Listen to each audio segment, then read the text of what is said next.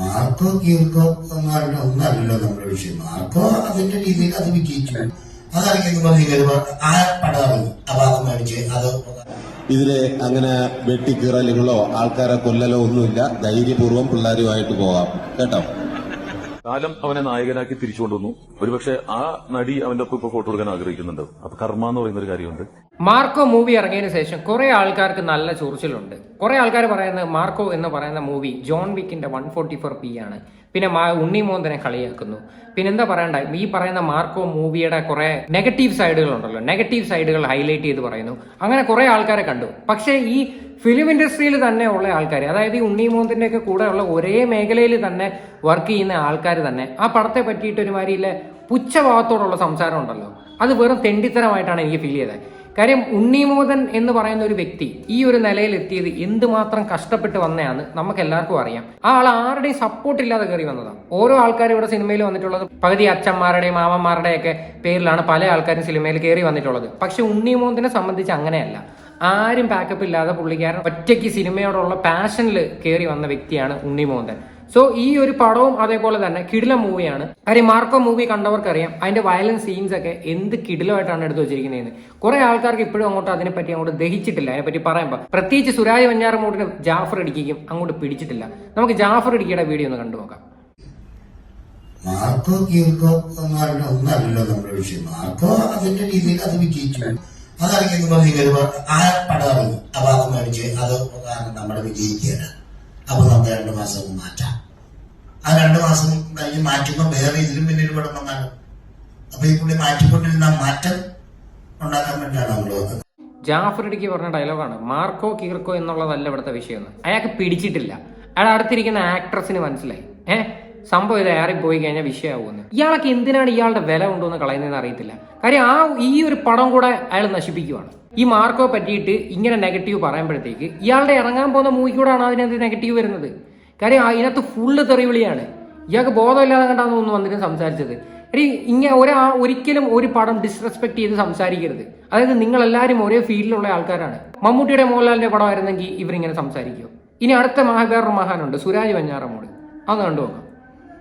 ഇതില് അങ്ങനെ വെട്ടിക്കീറലുകളോ ആൾക്കാരെ കൊല്ലലോ ഒന്നുമില്ല. ധൈര്യപൂർവ്വം പിള്ളേരുമായിട്ട് പോകാം കേട്ടോ.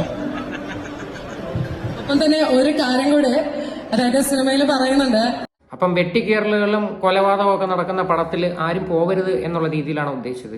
എന്താണ് ഇവരുടെയൊക്കെ ആറ്റിറ്റ്യൂഡ് എന്താണെന്ന് അറിയത്തില്ല. ഉണ്ണിമോന്തന്റെ ആ ഒരു സീൻ തന്നെ ഉണ്ടല്ലോ ആ പടത്തിൽ, ഞാൻ വന്നപ്പം തൊട്ടേ എല്ലാണോ ചെന്നായ പോലെ കൂട്ടം കൂടി അടിച്ചോണ്ടിരിക്കുവാന്ന്. ഞാൻ വന്നപ്പോ മുതലില്ല ചെന്നായ്കൾ എന്നെ കൂട്ടം കൂടി അടിക്കാൻ നോക്കാം. ഇനി തൊട്ട് ഞാൻ മതി എന്നുള്ള രീതിയിൽ ഡയലോഗ് ഉണ്ടല്ലോ, അത് ഇവന്മാരുടെ എല്ലാവർക്കും ഇട്ടുള്ള ഒരു കൊട്ട. ആ ഡയലോഗ് അതിനകത്ത് മനഃപൂർവ്വം ഇൻക്ലൂഡ് ചെയ്തതാണ്. കാര്യം ഉണ്ണിമോന്തൻ എന്ന് പറയുന്ന ഒരാളുടെ വളർച്ചയിൽ കുശുമ്പ് പിടിക്കുന്ന ഒരുപാട് സിനിമാ ആൾക്കാരുണ്ട് കേട്ടോ. കാര്യം ഈ ഫീൽഡിലെല്ലാം അങ്ങോട്ടും ഇങ്ങോട്ടും പ്രശ്നങ്ങളാണ്. ഇത് മാറിയ ഒരുത്തം വളരുന്ന വേറത്തിന് കണ്ടുകൂടാ, വേറത്തെ വളരുന്ന വേറത്തെ കണ്ടുകൂടാ, ഇങ്ങനെയൊക്കെ ഉള്ളതാണ്. അത് മാത്രമല്ല താഴെ കഷ്ടപ്പെട്ട് കയറി വരുന്നവനെ വിട്ട് കയറ്റി വിടാൻ ഇവന്മാർക്കൊക്കെ ഭയങ്കര ബുദ്ധിമുട്ടാണ്. എന്തായാലും ജാഫർ ഇടുക്കിയൊക്കെ പറ്റിയിട്ടാണെന്ന് തോന്നുന്നല്ലോ ഇപ്പോൾ ഒരു പെണ്ണ് കേസും വിഷയമൊക്കെ വന്നത്. അപ്പൊ ആ ഒരു വിഷയമൊക്കെ വന്ന സമയത്തും ഇതുപോലെ പല ആൾക്കാർക്കും വന്നിരുന്ന് പറയായിരുന്നു. എന്നിട്ട് അവരൊന്നും പറയാത്ത അവരുടെ മാന്യത വെച്ചിട്ട്. ഇനി ടിനി ടോമിന്റെ ഒരു വീഡിയോ ഞാൻ നിങ്ങൾക്ക് കാണിക്കാം. ഉണ്ണിമോഹനെ പറ്റി സംസാരിക്കുന്നതാണ്. പറയുന്ന സിനിമയിലാണ് അദ്ദേഹത്തിനോടൊപ്പം അഭിനയിച്ചത്. അതിലൊരു പയ്യൻ വന്നിട്ടുണ്ടായിരുന്നു. അത് ഒരു വിക്കനായിട്ട് അഭിനയിക്കാനാണ്. ആ പയ്യൻ എന്റെ അടുത്ത് എപ്പോഴും ചോദിച്ചു, എങ്ങനെയാണ് ചേട്ടാ ഈ വിക്കൻ സ്റ്റാമറിംഗ് എന്ന് പറഞ്ഞു. അപ്പൊ ഞാൻ കുറച്ച് പഠിപ്പിച്ചു കൊടുത്തിട്ടുണ്ട്. ഇന്ന് ആ പയ്യൻ നല്ലൊരു സ്റ്റാർ ആയിട്ട് വന്നു. എന്നോടൊപ്പം തന്നെ അമ്മ എന്ന് പറയുന്ന സംഘത്തിലെ എക്സിക്യൂട്ടീവ് മെമ്പർ ആയിട്ടുണ്ട്. ഉണ്ണിമോഹൻ എന്നാണ് പേര്. അപ്പൊ അന്നിലൊരു നടി ഇവന്റെ ഒപ്പം നിന്നിട്ട് ഫോട്ടോ എടുക്കാൻ, ഇത് ഉണ്ണി പോലും ഷെയർ ചെയ്യാത്ത കാര്യമാണ് ഞാൻ ഇവിടെ ഷെയർ ചെയ്യുന്നത്. എന്റെ ഒപ്പം നിന്ന് ഫോട്ടോ എടുത്ത് ഒരു കുറച്ചിൽ പോലെ കണ്ടിട്ട് ഒരുമിച്ച് ഫോട്ടോ എടുക്കാൻ പറ്റില്ല ഫോട്ടോഷൂട്ടിൽ. അപ്പൊ നടിയുടെ പേര് ഞാൻ പറയുന്നില്ല. അപ്പൊ ഞാൻ ഓർത്തു അതിവൻ പുതിയ പയ്യനാണല്ലോ, എന്റെ ഒപ്പം എടുക്കാൻ പറ്റില്ല. പക്ഷേ കാലം അവനെ നായകനാക്കി തിരിച്ചുകൊണ്ടുവന്നു. ഒരുപക്ഷെ ആ നടി അവന്റെ ഒപ്പം ഇപ്പൊ ഫോട്ടോ എടുക്കാൻ ആഗ്രഹിക്കുന്നുണ്ട്. അപ്പൊ കർമ്മ എന്ന് പറയുന്ന ഒരു കാര്യമുണ്ട്, കാലചക്രം എന്ന് പറയുന്ന ഒരു കാര്യമുണ്ട്, കാവ്യനീതി എന്ന് പറയുന്ന ഒരു കാര്യമുണ്ട്. അന്ന് എനിക്ക് മനസ്സിലായി. കാരണം ആരെയും ചെറുതായിട്ട് നമ്മൾ കാണാൻ പറ്റില്ല. ഒരു മയിൽക്കുറ്റിയാണെങ്കിൽ പോലും നാളെ എന്താവും അറിയാൻ പറ്റില്ല. രാജീവ് കുമാർ സാർ എന്നെ പഠിപ്പിച്ചെന്ന അതാണ്. ഇന്ന് ഇവനിപ്പോ ചെറിയൊരു നടനായിരിക്കും, പക്ഷെ നാളെ നല്ലൊരു ഹീറോയി മാറും. ഒരു മനുഷ്യരെയും ചെറുതായിട്ട് കാണരുത്. അന്നൊരു നടി ഉണ്ണിമോഹന്റെ കൂടെ ഫോട്ടോ എടുക്കാനായിട്ട് ഭയങ്കര എന്താണ് നാണക്കേടായിരുന്നു. അതായത് കുറച്ചിൽ പോലെ. ഇന്ന് ആ മനുഷ്യൻ നിൽക്കുന്ന ഏത് ലെവലിലാണ്. അതാണ് പറഞ്ഞത്, ഈ ഫിലിം ഇൻഡസ്ട്രിയിലുള്ള ആൾക്കാർ തന്നെ കഴിവതും അങ്ങോട്ടും ഇങ്ങോട്ടും ചെളി വാരി എറിയാതിരിക്കാൻ മാക്സിമം ശ്രമിക്കുക. കാര്യം നിങ്ങളുടെ ഒരു ഇൻഡസ്ട്രിയാണ്. അതിലൊരു പടം വിജയിച്ച് വരുമ്പോഴത്തേക്ക് മാക്സിമം സപ്പോർട്ടാണ് കൊടുക്കേണ്ടത്. കാര്യം ഇന്ത്യയിൽ പോലും ഇത്രയും വയലൻസ് ആയിട്ടുള്ള ഒരു മൂവി ഇറങ്ങിയിട്ടില്ല. കാര്യം പ്രത്യേകിച്ച് നമ്മുടെയൊക്കെ മലയാളികൾക്ക് അഭിമാനിക്കാവുന്ന ഒരു കാര്യമാണ്. KGF-നും മറ്റേതിനും മറിച്ചതിനും എല്ലാവരും കൂടെ സപ്പോർട്ട് ചെയ്യുമ്പോഴത്തേക്ക് മലയാളത്തിൽ നിന്ന് ഇങ്ങനെ ഒരു പടം വരുമ്പോഴത്തേക്ക് അതിന് മാക്സിമം സപ്പോർട്ട് കൊടുക്കുക.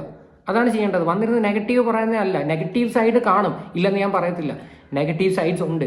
പക്ഷേ ആ പടത്തിന് ഒരു 100-ൽ 95% ആൾക്കാരും ആ പടം സപ്പോർട്ട് ചെയ്യുന്നുണ്ടെങ്കിൽ കൊള്ളാവുന്നത് കൊണ്ട് തന്നെയാണത്. ഇനി ഇതിൻ്റെയൊക്കെ താഴെ വന്ന കമന്റ്സ് ഞാൻ വായിച്ചു തരാം. ഇവന്റെയൊക്കെ കൊണ നോക്ക്, ചുരുളി ചെയ്തവനാ ഈ പറയുന്നത്. ഒന്ന് ഓർക്കണം, കറക്റ്റ് കാര്യം. ചുരുളിക്കകത്ത് വന്നിരുന്ന ഈ മഹാ വന്ന് വിളിച്ച ചീത്തയും ഇതുമൊക്കെ എന്ന് പറഞ്ഞാൽ ഒരു മനുഷ്യരൊക്കെ ഇരുന്ന് കാണാൻ പറ്റത്തില്ല. ഈ ചുരുളി എന്ന് പറയുന്ന മൂവി ഉണ്ടല്ലോ, ഒരു കുടുംബമായിട്ടിരുന്നിട്ട് ആർക്കെങ്കിലും ആ മൂവി ഇരുന്ന് കാണാൻ പറ്റുമോ? ഒരു മനുഷ്യർക്കും കാണാൻ പറ്റത്തില്ല. കീർക്കോ എനിക്കറിയില്ല, പക്ഷെ മാർക്കോ കിടിലമായിരുന്നു. മാർക്കോയിൽ അഭിനയിച്ചായിരുന്നെങ്കിൽ ഇപ്പൊ മിണ്ടാതെ അവിടെ കാണും ഇരുന്നേനെ. പടം ഹിറ്റ് അടിച്ചപ്പോൾ പിടിക്കുന്നില്ല, സത്യം. സുരാജും ഇവനും ഒക്കെ മോഹൻലാലിന്റെ മമ്മൂട്ടിയുടെ പടത്തിനെതിരെ ഇങ്ങനെ പറയുമോ? ചില കമന്റ്സിനെതിരെയൊക്കെ നമ്മൾ വീഡിയോസ് ചെയ്യുന്നെങ്കിലും ചില കമന്റ്സുകൾ കാണുമ്പോഴത്തേക്ക് സന്തോഷം വരാറുണ്ട്.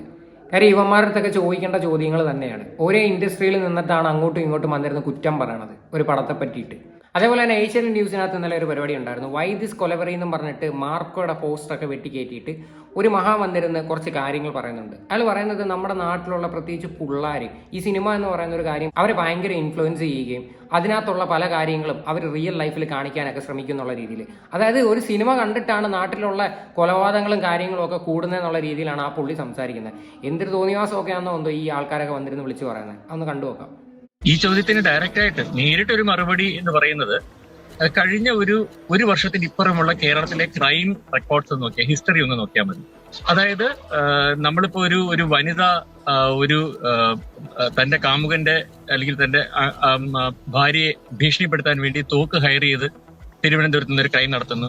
ഒരു കുട്ടി തന്റെ തൊപ്പി പിടിച്ചു വെച്ച ഒരു അധ്യാപികയ്ക്ക് എതിരെ തൊപ്പി നേടാൻ വേണ്ടി തോക്ക് ഉണ്ടാക്കി സ്കൂളിൽ പോകുന്നു തുടങ്ങിയുള്ള ഈ കേസുകളൊക്കെ പ്രത്യേകിച്ച് പറയാൻ കാരണം ഇപ്പൊ നമുക്ക് കൂട്ടക്കൊല നടത്തിയ ആൾക്കാർ, വനിതകളെ കുറിച്ചൊക്കെ നമുക്കറിയാം. പക്ഷെ അതിനൊക്കെ ഉപരി ഇവരിൽ പലരും പിന്നീട് പറഞ്ഞത് അവർക്ക് പ്രചോദനമായത് സിനിമയാണ് എന്നുള്ളതാണ്.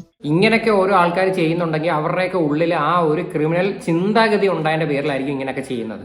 ഇങ്ങനെയുള്ള പിള്ളേരൊക്കെ ആദ്യം ചെയ്യേണ്ടത് വല്ല കൗൺസിലിംഗ് ആണ് കൊണ്ടുപോയി കൊടുക്കേണ്ടത്. അല്ലാതെ സിനിമ കണ്ടെന്നും പറഞ്ഞിട്ട് ഇങ്ങനെയൊക്കെ ഇറങ്ങിത്തിരിക്കുന്നവർക്ക് എന്തോ മാനസിക അസുഖമുണ്ട്. പല സിനിമകളും ഇവിടെ വന്നിട്ടുള്ളത് എങ്ങനെയാണ്, പല ക്രിമിനൽ കാര്യങ്ങളും, പല മോഷണമായാലും പല കൊലപാതകങ്ങളും ഇൻസ്പയർ ചെയ്തിട്ടാണ് പല സിനിമകളും ഇവിടെ എടുത്തിട്ടുള്ളത്. അല്ലാതെ സിനിമ കാരണം ഓരോരുത്തർ നശിച്ചു പോകുന്നൊക്കെയുള്ള രീതി വന്ന് പൊട്ടത്തരങ്ങൾ സംസാരിക്കല്ലേ. കാര്യം ഈ സിനിമ ഇറങ്ങുന്നതിന് മുന്നേയും ഇതുപോലുള്ള ഒരുപാട് കാര്യങ്ങൾ ഇവിടെ നടക്കുന്നുണ്ടായിരുന്നു. അന്നൊക്കെ എവിടെ പോയി? ഇപ്പൊ സിനിമയുടെ മണ്ടയിലോട്ട് കയറാനായിട്ട് കൊള്ളാം. അത് ഒരു പ്രധാനപ്പെട്ട കാര്യം.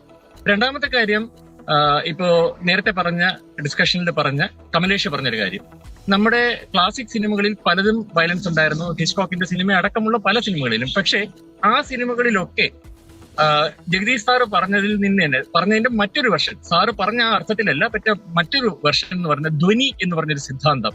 അത് കലയുടെ മർമ്മമാണ്. ധ്വനിപ്പിക്കുക. നമ്മൾ എവിടെയാണ് ഒരു ഇറോട്ടിക് സിനിമയും ഒരു നീലചിത്രവും തമ്മിലുള്ള വ്യത്യാസം, ആ മാർജിൻ, അതൊരു വളരെ നേർത്ത വരയാണ്. ആ വര ബ്രേക്ക് ചെയ്യുമ്പോൾ, മറികടക്കുമ്പോഴാണ് അത് നീലചിത്രമാവുന്നത്. അതിന്റെ ഇപ്പുറത്ത് നിൽക്കുമ്പോഴാണ് അത് ഇറോട്ടിക് സിനിമയാവുന്നത്. ഈ ഒരു നേർത്ത എങ്ങോട്ടൊക്കെ അങ്ങനെ സംസാരിച്ചു പോകുന്നത് എനിക്ക് മനസ്സിലാവുന്നില്ല. എന്തായാലും ഞാൻ ആദ്യം വിചാരിച്ചത് മാർക്കോ എന്ന് പറയുന്ന ഒരു മൂവി ഇറങ്ങി കഴിയുമ്പോഴത്തേക്ക് കുറെ ആൾക്കാർ ഇതും പിടിച്ചുകൊണ്ട് കോടതിയിൽ പോകും. അതിന്റെ ക്ലൈമാക്സ് സീൻ എടുത്ത് കട്ട് ചെയ്ത് കളയണം. കാര്യം അതിനകത്ത് ഭയങ്കര വയലൻസ് ആണ് കാണിച്ചിരിക്കുന്നത്. പ്രത്യേകിച്ച് കുട്ടികൾക്ക് നേരെയുള്ള അതിക്രമമാണ്.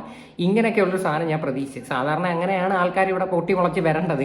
എന്തോ ഭാഗ്യത്തിന് അത് വന്നില്ല. അത്രയും ബ്രൂട്ടലായിട്ടുള്ള സീൻസ് എല്ലാം അതിനകത്ത് ഒരുവിധം കട്ട് ചെയ്ത് കളഞ്ഞിട്ടുണ്ട്. പക്ഷെ ഇപ്പൊ കാണിച്ചേക്കുന്നതായാലും നല്ല വയലൻസ് തന്നെയാണ്. സെൻസർ ബോർഡിൽ ഇരിക്കുന്ന ആൾക്കാർക്ക് അറിയാമല്ലോ എത്രത്തോളം വയലൻസ് വേണം, എത്രത്തോളം വയലൻസ് കാണിക്കേണ്ട എന്ന് അവർക്ക് നല്ലോണം അറിയാം. അതെല്ലാം പ്രോപ്പറായിട്ട് കറക്റ്റ് ചെയ്തിട്ടാണ് ഈ ഒരു പടം റിലീസ് വന്നിരിക്കുന്നത്. എന്തായാലും നല്ലൊരു മൂവിയാണിത്. അത് മാക്സിമം തിയേറ്ററിൽ തന്നെ പോയിട്ട് നിങ്ങൾ എൻജോയ് ചെയ്യാനായിട്ട് ശ്രമിക്കുക. പ്രത്യേകിച്ച് OTT-യിൽ കാണാനായിട്ട് ഇപ്പോഴേ ഡിസൈഡ് ചെയ്തിരിക്കുന്ന ആൾക്കാരുടെ അടുത്ത് തിയേറ്ററിൽ പോയിട്ട് എക്സ്പീരിയൻസ് ചെയ്താലേ നിങ്ങൾക്ക് ആ ഒരു ഫീൽ കിട്ടത്തുള്ളൂ. എങ്കിലേ ആ ഒരു ആ ഒരു വയലൻസ് ഒക്കെ എൻജോയ് ചെയ്ത് കാണണമെങ്കിൽ തിയേറ്ററിൽ തന്നെ പോകണം. എന്തായാലും ഈ ഒരു വിഷയത്തെ പറ്റിയിട്ട് നിങ്ങളുടെയൊക്കെ അഭിപ്രായം എന്താണെന്ന് വെച്ചാൽ നിങ്ങൾ തീർച്ചയായിട്ടും കമന്റ് ചെയ്യുക.